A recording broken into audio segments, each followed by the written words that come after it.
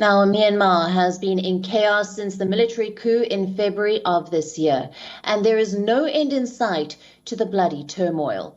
Amid reports of thousands of troops massing in the north of Myanmar, the United Nations has expressed fears of an even greater human rights catastrophe in the Southeast Asian country. UN Special Rapporteur on Myanmar, Tom Andrews, presented the findings of an annual human rights report to the General Assembly, where Andrews said that tens of thousands of troops and heavy weapons are being moved into restive regions in the north and northwest of Myanmar. Andrews compared the latest tactics with those employed before the military's genocidal attacks against the Rohingya. About 740,000 Rohingya had fled Myanmar's Rakhine state in 2017. Andrews has urged countries to deny the money, weapons and legitimacy desired by Myanmar's military junta. Andrews cited a prisoner release earlier in the week as evidence that pressure was working. Earlier this week, the military announced it would free more than 5,000 people over the three-day Buddhist festival, but according to a local monitoring group, the junta have rearrested more than 100 anti-coup protesters freed in the recent amnesty. According to the findings shared by the UN Special Rapporteur on Myanmar, the junta had engaged in probable crimes against humanity and war crimes.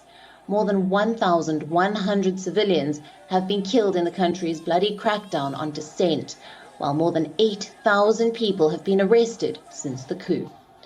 Junta-controlled forces have displaced 250,000 people. Many of those who had been detained were tortured, including dozens who had died as a result. Andrews added that he had received credible reports that children had also been tortured and abused. Andrew has warned of yet another catastrophe and an even greater number of human rights violations by the junta. Meanwhile, the UN Special Envoy on Myanmar has also warned that the nation has spiraled into civil war following the military coup. According to Christine Bergner, Myanmar's chance to return to democracy is disappearing. The United Nations is faced with rival claims on who will sit in Myanmar's seat at the world body. A decision by member states is due to be made by the end of the year. Now, the military has no interest in compromise or in dialogue.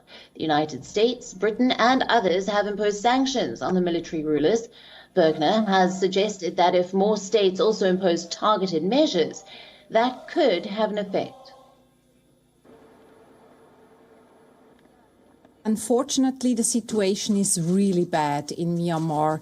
Over 8 months since the military takeover, the overall situation in Myanmar continues to deteriorate sharply, with the conflict intensifying in many parts of the country, and the repression of the military has led to more than 1,180 deaths. The Tatmadaw army uses a range of tactics against civilian populations, including burning villages, looting properties, mass arrests, torture and execution of prisoners, gender-based violence and random artillery fire into residential areas. WION, now available in your country. Download the app now. Get all the news on the move.